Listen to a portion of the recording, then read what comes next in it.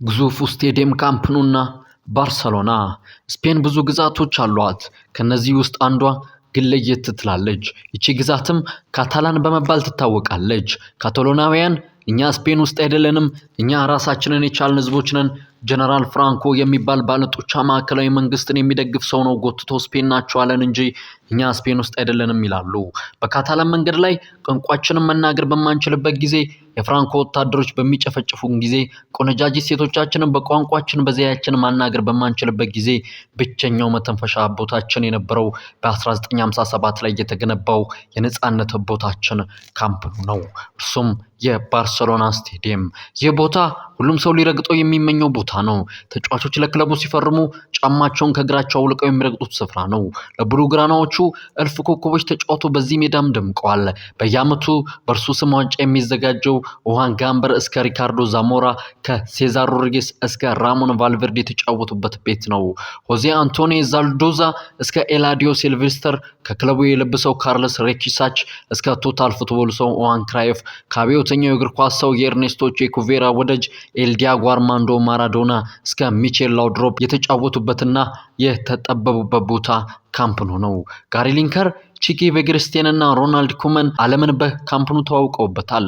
እግር ኳስ ጠቅላይ ሚኒስትር ቢኖራት ሚኒስትር የሚሆነው ታላቁ ሰው ፔፕ ጓርዲዮላ የተወለደበት ያደገበት ቦታ ደግሞ የሚያሰለጥንበት ሁሉንም ነገር ያሸነፈበት አሁንም ድረስ እንደ ፔፕ ባርሰሎና እየተባለ በምሳሌ የሚነሳለት ትልቅ ታሪክ የጻፈበት ቤቱ ካምፕ ኑ ነው።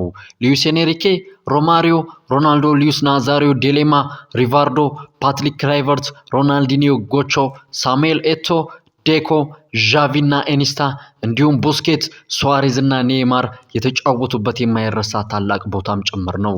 ከነዚህ ስሞች በላይ የገዘፈው ስምም እዚህ ሜዳ ነበር የተጫወተው።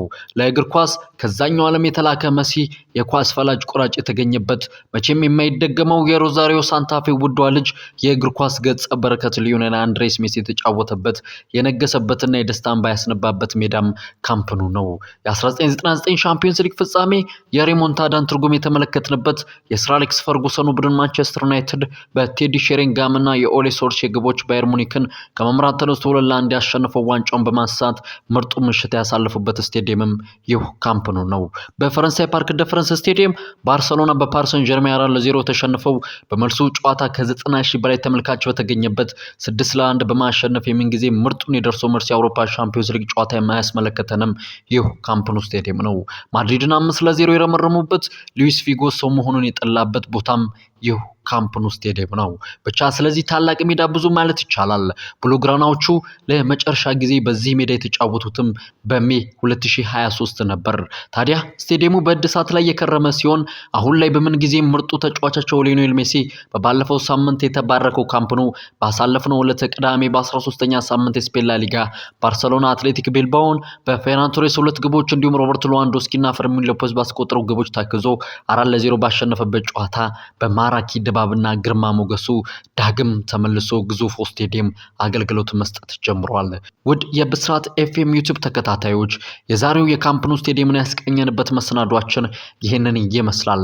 የዩቲዩብ ቻናላችንን ላይክ፣ ሼር፣ ሰብስክራይብ በማድረግ ቤተሰብ እንድትሆኑ በአክብሮት እንጋብዛችኋለን። በሌላ መሰናዶ እስከምንገናኝ ቸር ሰንብቱን።